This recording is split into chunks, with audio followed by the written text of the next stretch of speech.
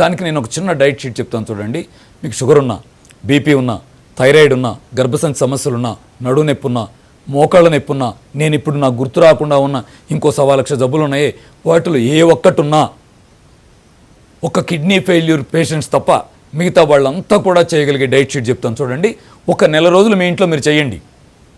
నేలకొండపల్లి సిద్ధార్థ యోగ విద్యాలయానికి రావద్దు, మీ ఇంట్లో మీరు చేయండి. మీకు తేలిపోతుంది ఏమని, మీ ఇల్లు హాస్పిటలు, మీరు తినే మందు ఔషధం, మీ జబ్బు తగ్గిపోతుంది మీ చేతుల్లోనే. 1, పొద్దునే లెగ్గానే 2 గ్లాసులు గోరువెచ్చటి నీళ్ళు తాగండి. గంట గ్యాప్ తీసుకొని మళ్ళీ 2 గ్లాసులు గోరువెచ్చటి నీళ్ళు తాగండి. 2 గ్లాసులు తాగలేకపోతే 1 గ్లాసుతో మొదలెట్టండి, ఇబ్బంది ఏం లేదు. చల్లగా ఉందని వేడి నీళ్ళు అంటున్నాను, ఎండాకాలం అయితే నార్మల్ వాటర్ తీసుకోండి. అలాగే మీరు టిఫిన్ చేయడానికి ఒక హాఫ్ అన్ అవర్ ముందు 1 గ్లాస్ జ్యూస్ తాగండి. ఈవినింగ్ 4:30కి మరొక గ్లాస్ జ్యూస్ తాగండి. ఏం జ్యూస్ తాగాలి, నేను ఒక 4-5 చెప్తాను, దాంట్లో నచ్చిన ఏవైనా సెలెక్ట్ చేసుకోండి, ఇబ్బంది ఏం లేదు. అమ్మ అంత అద్భుతమైంది నేచర్ ఇచ్చింది, చాలా మీరు వాడుకోండి. ఏంటది, 1 పుదీనా, కొత్తిమీర, తులసి ఆకుల జ్యూస్. మేము గత 23 ఏళ్లుగా జబ్బుల మీద ఆయుధంలాగా, వజ్రాయుధంలాగా వాడుతున్నటువంటి జ్యూస్ ఇది. పుదీనా, కొత్తిమీర, తులసి ఆకుల జ్యూస్. మీరు పుదీనా, కొత్తిమీర ఎక్కువ ఉండాలి, తులసి ఆకు తక్కువ ఉండాలి, 3 కలిపి ఎంత ఉండేట్టుగా చూడండి. మిక్సీలో వేసి నీళ్లు పోసి జ్యూస్ చేయండి, వడకట్టి పిప్పి తీసేయండి, దానిలో తేనె, నిమ్మరసం యాడ్ చేసి తీసుకోండి. షుగర్ ఉంటే తేనె వద్దు, నిమ్మరసం యాడ్ చేయండి, తీసుకోండి. ఈవినింగ్ టైంలో ఏం చేస్తారు, ఇంకో జ్యూస్ తీసుకోండి. నేను ఇంకో జ్యూస్ చెప్తాను, మునగాకు కరివేపాకు జ్యూస్. అలాగే మరొకటి పాలకూర కరివేపాకు జ్యూస్. మరొకటి తౌడు జ్యూస్. తౌడు జ్యూస్ ఏంటి అనకండి, తౌడు తెచ్చుకోండి, మిల్లుకెళ్ళి షాపులో పురుగుబట్టి ఉంటుంది కదా, మిల్లుకెళ్ళి ఫ్రెష్ తౌడు తెచ్చుకోండి. ఆ తౌడుని గ్లాసు నీళ్ళలో 3 స్పూన్లు తౌడేయండి, వేసి ఒక 2 అవర్స్ నానబెట్టండి. నానిన తర్వాత బాగా గట్టిగా వడకట్టి పిండేసి తీసేయండి పిప్పి.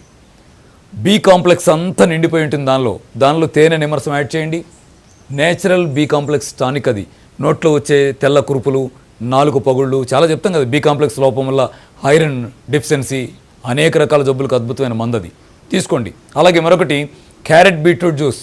ఐరన్ లోపంతో బాధపడతామా, క్యారెట్ బీట్రూట్ జ్యూస్ చాలా బాగా పనికొస్తుంది, మీరు యూజ్ చేయండి. క్యారెట్లు ఎక్కువ ఉండాలి, బీట్రూట్ తక్కువ ఉండాలండి, దృష్టిలో పెట్టుకోండి.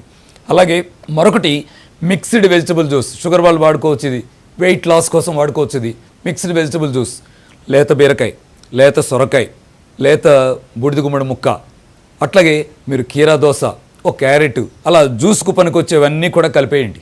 అవకాశం అందుబాటులో మీకు ఏ ఉన్నాయో కలిపేయండి, కలిపేసి జ్యూస్ చేయండి. వీటిలో వాటర్ పోయాల్సిన అవసరం కూడా రాకపోవచ్చు.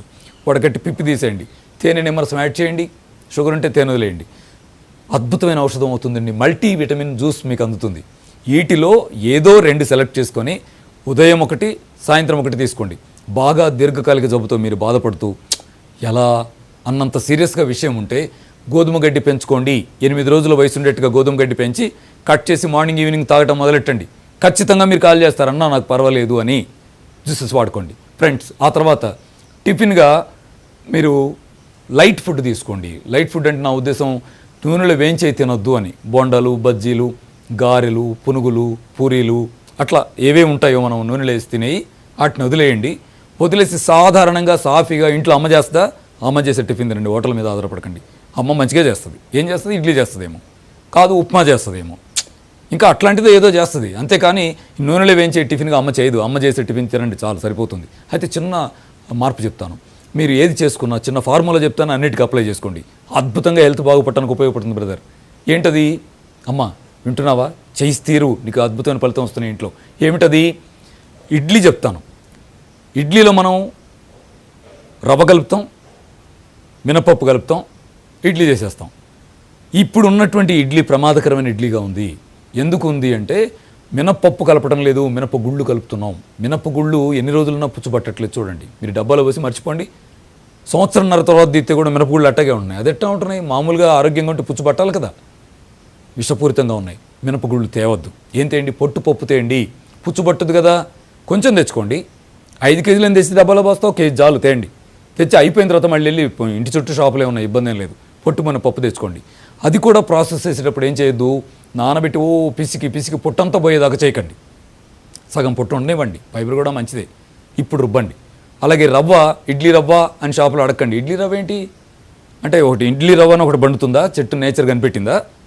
కాదమ్మా, వాళ్ళు తెస్తున్న రవ్వ అంతా కూడా ప్రాసెస్డ్ రవ్వ, అది అవసరం లేదు మనకి. ఏం చేయండి, నేచర్ ఏం చేసిందంటే అనేక గింజలను అద్భుతంగా మన చేతికి ఇచ్చింది. వాటిలో ఆ బెంగళూరు తాత చెప్తాడే మిల్లెట్స్, ఒకటి అరిగెలు, వరిగెలు, రాగులు, ఊదలు, అండుకొర్రలు, జొన్నలు, సజ్జలు, ఎన్ని ఉన్నాయి. బియ్యం కూడా వాడచ్చు, ముడి బియ్యం, బియ్యంలో కూడా ఎర్ర బియ్యం, నల్ల బియ్యం, ఎన్ని రకాలు ఉన్నాయి. వాటిని మీరు రవ్వ చేసుకోండి. అంటే మన ఇంట్లో మిల్లు లేదు కదా, మిల్లు ఎందుకు లేదు, ఇంట్లో లేదు మిక్సీ, గుప్పిడి మిక్సీలో వేయండి, ఇలా అనండి, రవ్వ అవుతుంది. ఆ రవ్వను నానబెట్టేసేయండి. ఇప్పుడు మనం ఇడ్లీ అంటే ఏమనాలి, తెల్లగా ఉంటాయి కాదు, జొన్న ఇడ్లీ భలే రంగులో ఉంటుంది, సజ్జ ఇడ్లీ భలే రంగులో ఉంటుంది, కొర్ర ఇడ్లీ భలే రంగులో ఉంటుంది. రంగురంగుల ఇడ్లీలు ఇంట్లో చేయొచ్చు, చేసేయండి.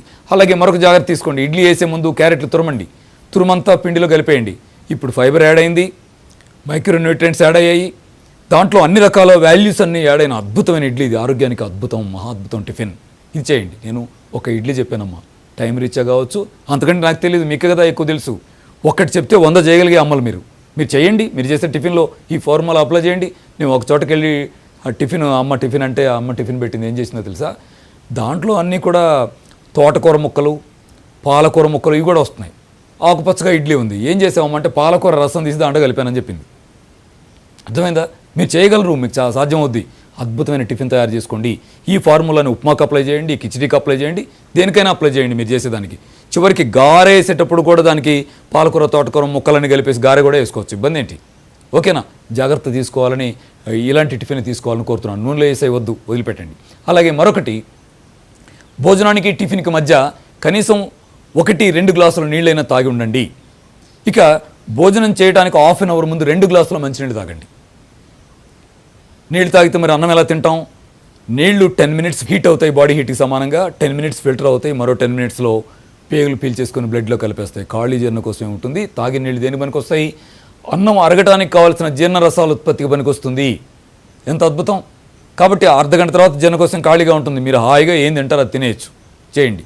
అయితే భోజనంలో చిన్న జాగ్రత్తను తీసుకోవాలంటే, ఆ పాలిష్ పట్టిన బియ్యం కాకుండా ముడి బియ్యం, కానీ ముడి బియ్యం మీకు అలవాటు లేకపోతే కనీసం ఒంటి బట్టు బియ్యంతో స్టార్ట్ చేయండి. స్టార్ట్ చేసుకోండి. స్టార్ట్ చేసి అన్నంలో 50% కూర ఉండాలమ్మా. అన్నం ఎంత ఉందో కూర అంత ఉండాలి. ఎందుకంటున్నాను? జబ్బు తగ్గాలా వద్దా, ఇది ప్రశ్న. ఆ మందులు అట్టగే మింగుతారా, ఇది ప్రశ్న. జబ్బు వల్ల వచ్చే కష్టం ఉందే, ఆ బాధంతా అట్లాగే పడతారా, ఇది ప్రశ్న. మనకేమన్నా అయితే మన పిల్లలు ఏమైపోవాలి? వాళ్ళ భవిష్యత్తుని గాలిలో పెడతారా, ఇది ప్రశ్న. అవి తగ్గాల్సిందే. తగ్గాలంటే ఏం చేయాలి?